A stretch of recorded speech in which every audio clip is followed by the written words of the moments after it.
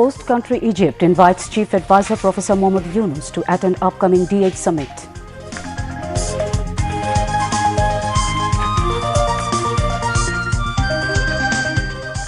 UN High Commissioner for Human Rights meets Chief Advisor, saying that UN fact-finding mission will hopefully finalize its report on atrocities committed during July-August uprising by the first week of December.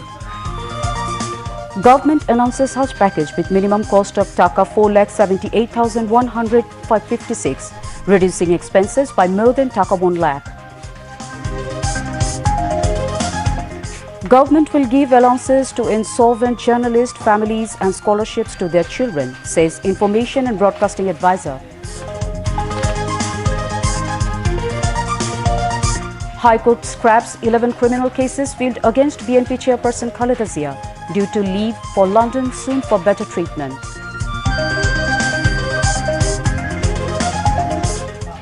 Campaigning gets momentum as US election comes closer, showing signs of a severe battle between Trump and Kamala.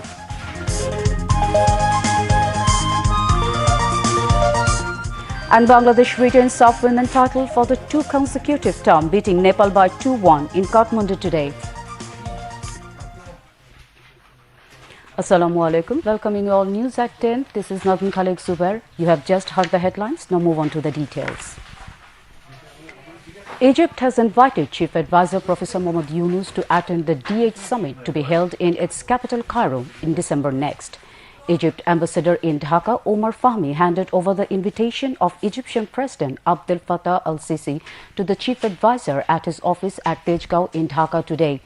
During the meeting, the Egypt envoy said the heads of government from at least 5 countries, Turkey, Indonesia, Malaysia, Pakistan and Nigeria, had confirmed their participation in the summit to be held from December 16, 18, 19 in Cairo.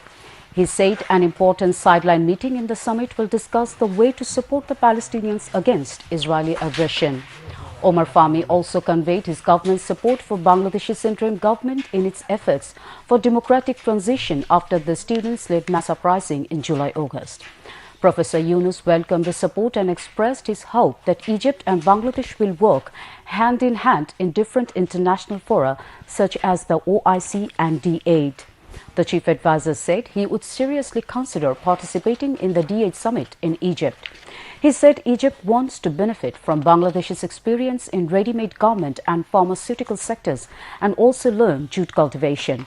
The envoy said the 2 countries should expedite work on pending agreements and memorandums of understandings MOUs in the fields of agriculture, textiles and pharmaceuticals. The independent UN fact-finding mission, which is investigating atrocities committed during the July-August mass uprising, would hopefully finalize its report by the first week of December. United Nations High Commissioner for Human Rights Volker Turk said this when he called on Chief Advisor Professor Mohammad Yunus at his office at Tejgaon in Dhaka today. The UN Rights Chief briefed the Chief Advisor about the work of the UN fact-finding mission and his meetings in Dhaka today. Advisor, the Chief of Army Staff, heads of reform commissions, students and officials.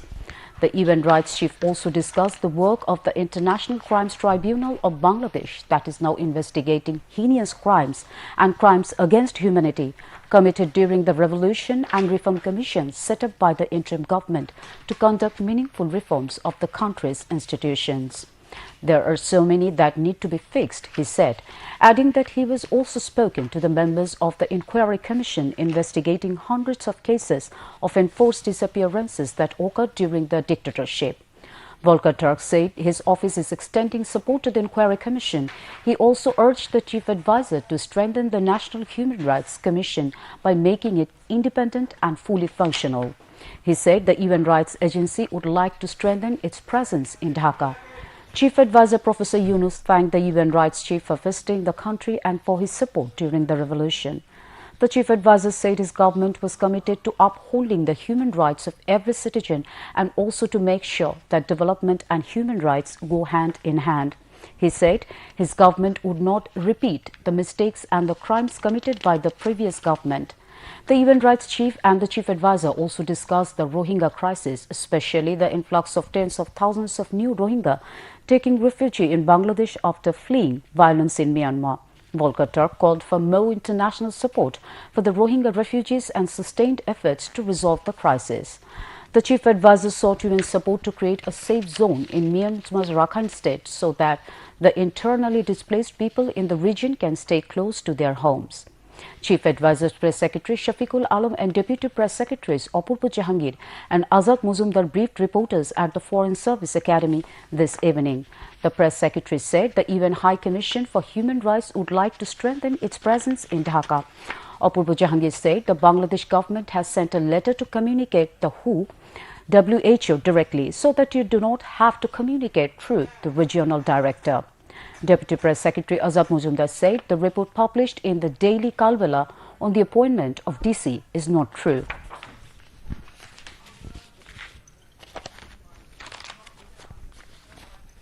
আপনারা জানেন যে ইউএনএ একটা fact finding mission হচ্ছে যেটা জুলাই এবং আগস্টের যে revolution সেটার উপরে তারা ওই সময় যেই অ্যাট্রোসিটি গুলো হয়েছে সেটার উপরে তারা ইনভেস্টিগেট করছে।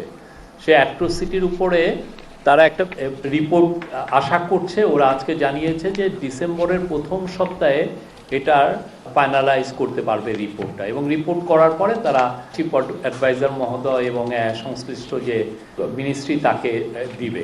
এছাড়া অনেকগুলো বিষয় নিয়ে আলাপ হয়েছে, রোহিঙ্গা ক্রাইসিস নিয়ে আলাপ হয়েছে, এটা খুবই বড় একটা ইস্যু।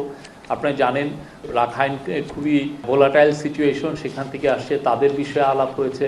আসিয়ানে যাতে আরও ভালো রোল প্লে করতে পারে সে বিষয়ে আলাপ হয়েছে, এবং বাংলাদেশের যে কমিশনগুলো হয়েছে সেগুলো নিয়ে কথাবার্তা হয়েছে। বাংলাদেশ সরকার WHO-র কাছে একটি চিঠি দিয়েছেন, যে চিঠিতে উল্লেখ করা হয়েছে যাতে বাংলাদেশ ডিরেক্টলি WHO-র সাথে কমিউনিকেট করতে পারে এবং যাতে রিজিওনাল ডিরেক্টর দ্বারা কমিউনিকেট করতে না হয়। বর্তমানে WHO আমাদের এখানকার রিজিওনাল ডিরেক্টর যিনি আছেন পুতুল, she is dysfunctional for us right now.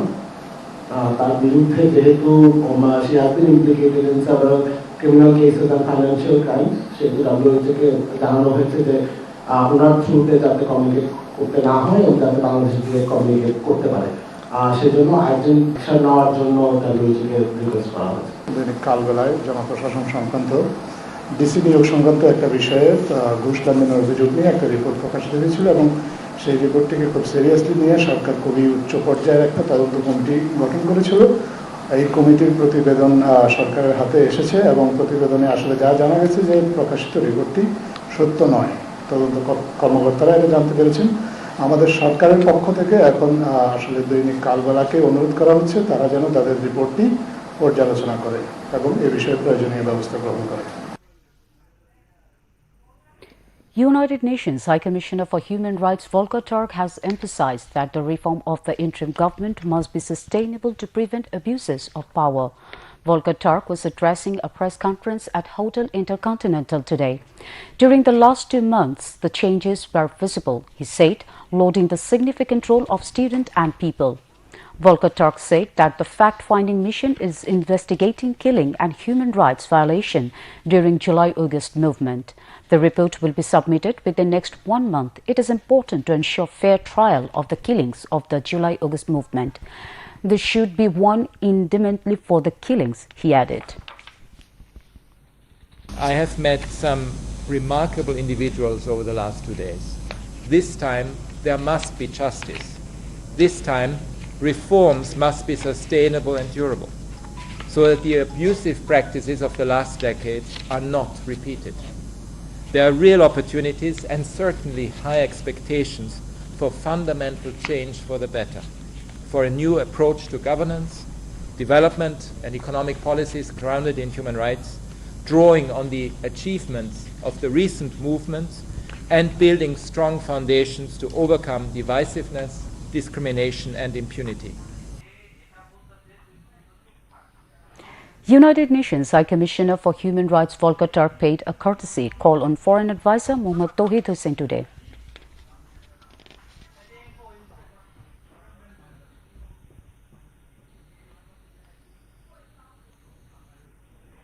This will require reforming repressive laws as well as state institutions that have been in the habit of stifling dissent. Old habits die hard. Only systemic change will ensure that the freedom of expression, of association and peaceful assembly and the right to political participation are respected. The rapid establishment of commissioners to recommend reforms in the judiciary, the election system, the administration, the police, the constitution, and an anti-corruption commission is commendable. And I understand further commissions are being formed on health, media, labor rights, and women's affairs.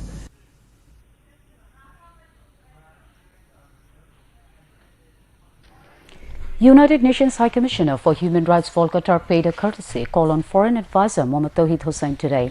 During the meeting, they discussed different challenges regarding human rights issues in Bangladesh. The UN High Commissioner for Human Rights assured Bangladesh of all-out cooperation to also discuss different issues of bilateral interest. Members of the delegation and senior officials of the Foreign Ministry were present on the occasion.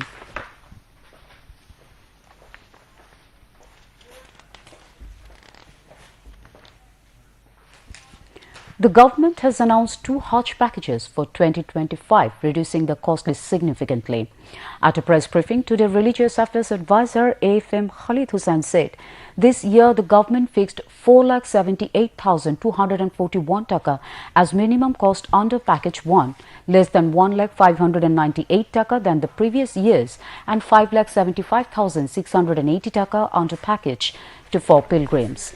Intending pilgrims have to pay for 83,156 taka under private management, he said, adding that private agencies can announce special packages for performing Hajj.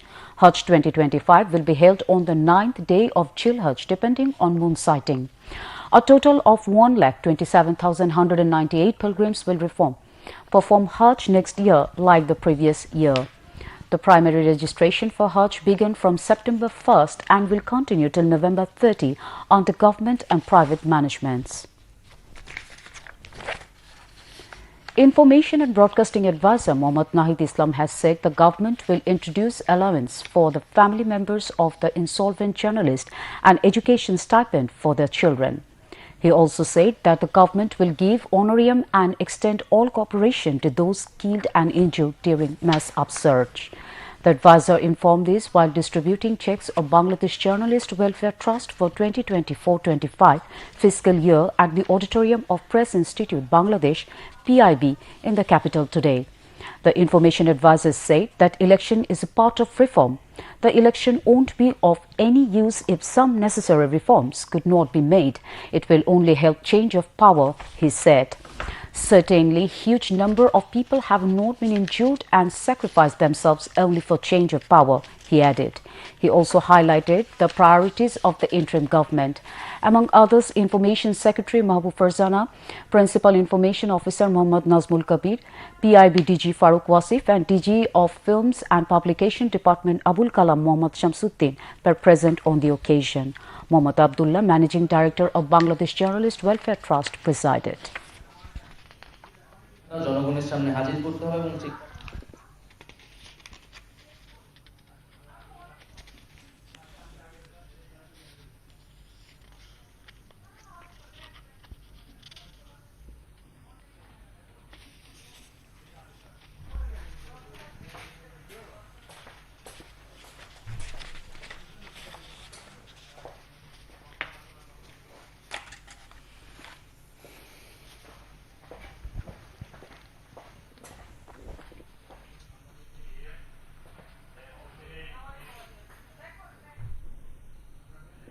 Youth and Sports and Labour and Employment Advisor Asif Mahmood Shajib Bhuiya has said at least 5 lakh employments will be created by the next 2 years in order to face the challenges of building the new Bangladesh. He said this at a press briefing on the occasion of the Youth Day at the Secretariat today. Youth and Sports Secretary Mohammad Rezaul Maqsood Jahidi and senior officials of the ministry were present. The advisor said the interim government is working in a coordinated manner to eliminate unemployment. Multifarious trainings are being given to the youths to turn them efficient, he added. The advisor also said that the government will appoint 700 youths to help traffic police. Students will discharge duties of traffic police for 4 hours on part-time basis, he added.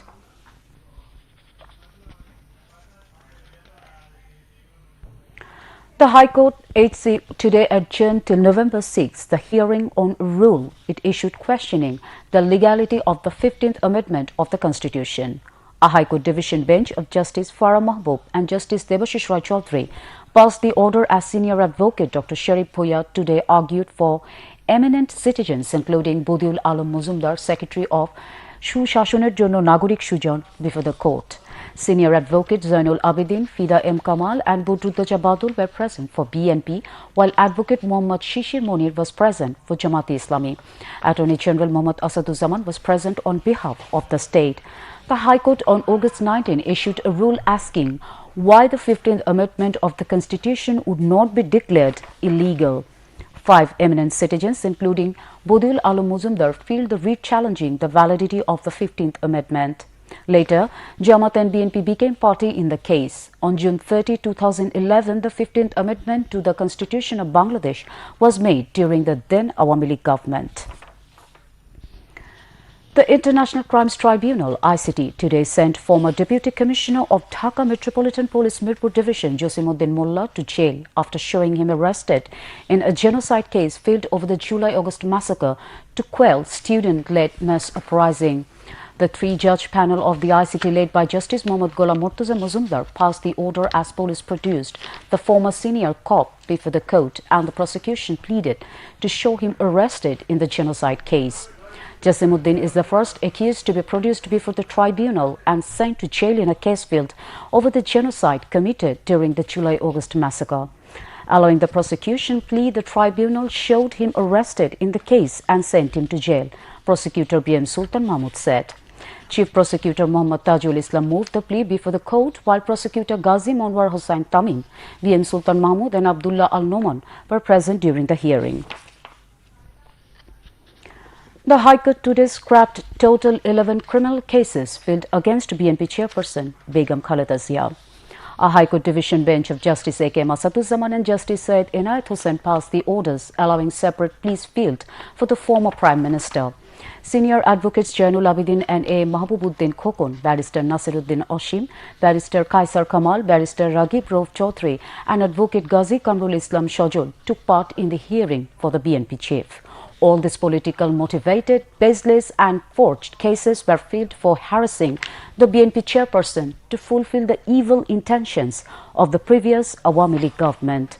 One of those cases was filed with sedition charges. Approval from appropriate authority is needed to file such case, but Begum Khaleda Zia was harassed by filing such false and fabricated cases against her without following any necessary provision. Senior advocates Jainul Abidin told newsmen apart from that case they have successfully proved that the remaining subversion cases were also false and filed for harassing her.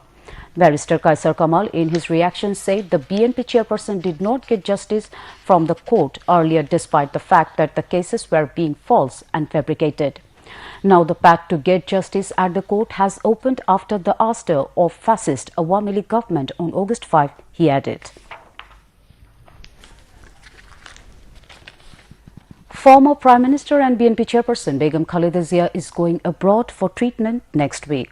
Foreign advisor Tauhid Hussain today said that BNP chief Khaleda Zia will receive the support she is entitled as a former Prime Minister to facilitate her treatment abroad.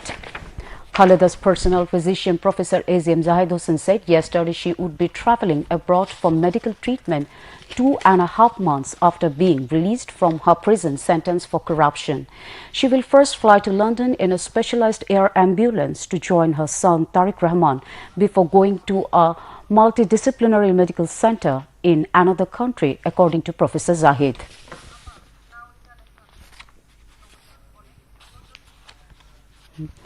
Now international news.